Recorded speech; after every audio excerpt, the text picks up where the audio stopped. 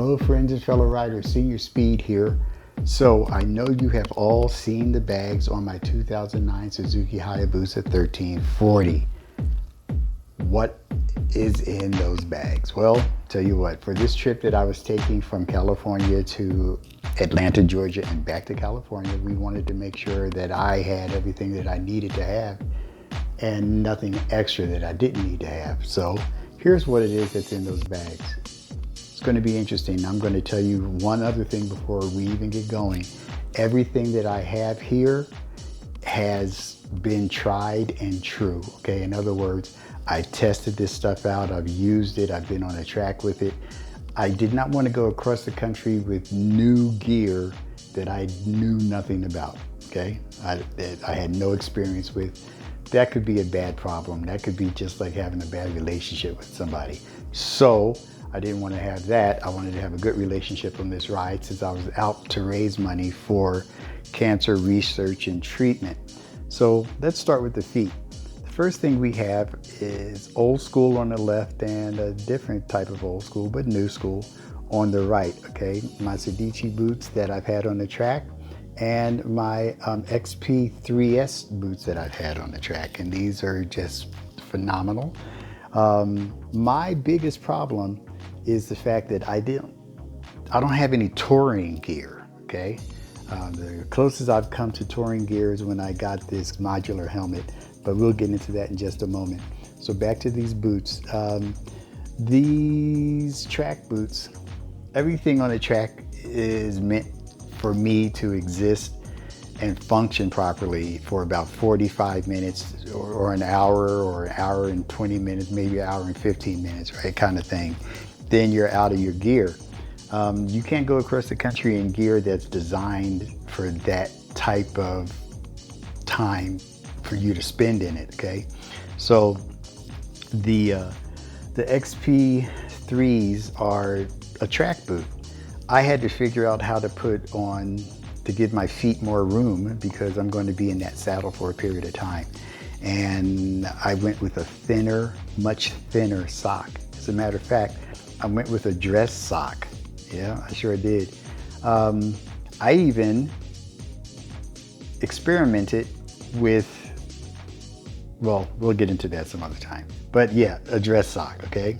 And that dress sock gave me the extra room that I needed. You may want to go up a half size if that's available for you. And if it's not available for you, go up a full size and put a thicker insole in your boot, and that'll cut it down to the half size if you're going to go touring. But don't go touring in a track boot. You're going to hate your life and you're going to end up on TMZ, I promise you. Okay. All right. So from those shoes, oh, and speaking of shoes, let me just move over here very quickly. One other thing you're going to want to do, you want to be able to get out of those shoes. So make sure you carry with you some sandals or some kind of running shoes or something like that to just get out of the shoes, okay? Out of those boots. Okay, so let's get back over here. So we got the feet. Let's move to the torso. Like I said, both of these jackets are set up for a two-piece setup. I wasn't going to bring a one-piece tracksuit. That just didn't make sense to me to do on this run. So we've got one that flows tons of air, and that's important. And then we got one that doesn't flow tons of air, and that's also important, right? So the gloves match here. They flow air. These gloves, they're kind of okay. They flow air okay, but these Alpine Stars flow more so than my Dainese gloves do in that instance. Now, I brought a third pair of gloves, right? These gloves also are tried and true. Why did I bring a third pair? For the same, almost the same reason why I brought two helmets with me. The reason why I did that is because if something happened to one pair of the gloves or the other, I can't run down to Anthony's and have them sew it up and all that kind of stuff. I'm out here on the road. So I need to make sure that I'm covered. The same situation happened with the boots. That's why I bought two pair of boots, because if something stupid happens to the boots or whatever goes on, look at what I've got. And also the same reason why I bought two suits. You need to have redundancy, and that's one of the things I learned in life, in broadcast business. Okay, now, The built rain suit. I am so impressed with that rain suit. Yes, there are more expensive ones out there. Are there more functional ones out there? You know, I can't say that one way or the other. Did I want this to be a high vis color? Yes, I did. Was it? No, it's not. But guess what? I got it. It works, and it worked phenomenally. I'm really happy with it. Easy on, easy off, and it slides over my knee pucks also, so that's a good thing. Now back up to the head. Let's move up to the head. So we have this helmet, my Corsair 10, and I use that obviously for the moto vlogging aspect of life. Yeah, so it's great, and it's already set up for it, and it flows 8 billion tons of air, but it's also a track helmet.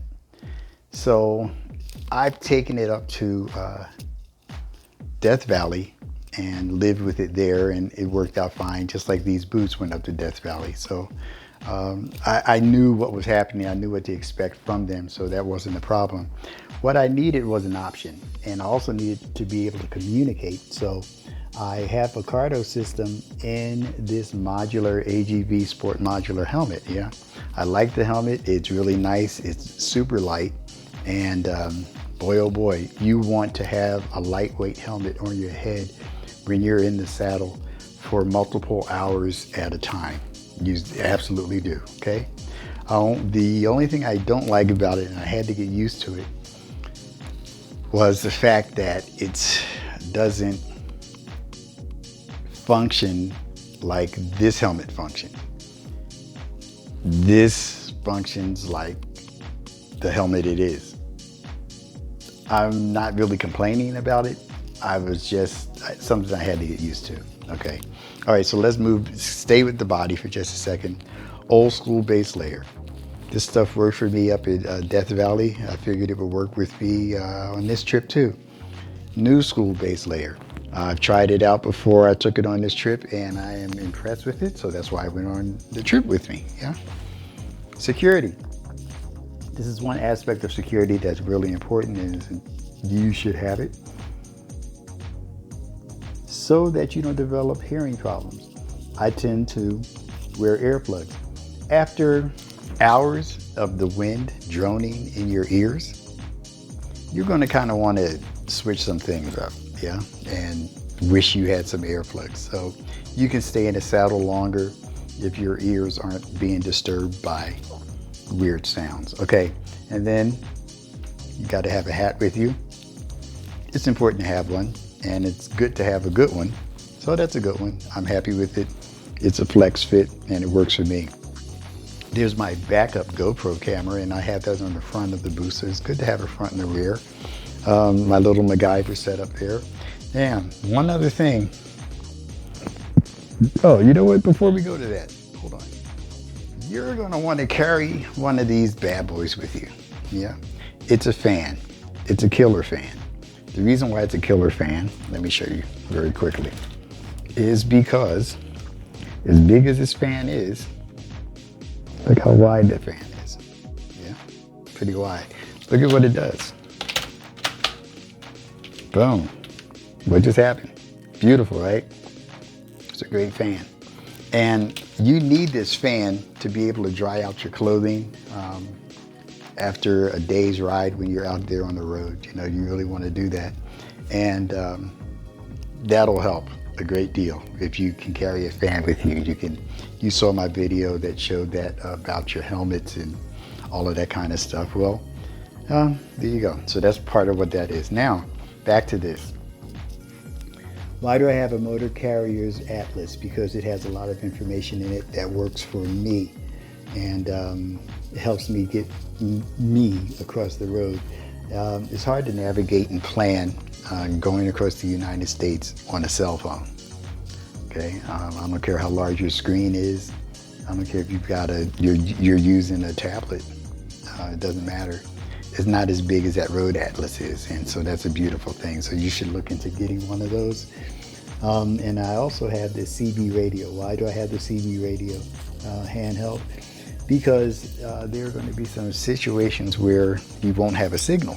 And if you don't have a signal and you may need to talk to somebody, it may be some type of an emergency, Most police monitor units monitor channel 9 is the emergency channel, and channel 19 and channel 21 and channel 15 are the channels that most truck drivers who still use CBs speak on.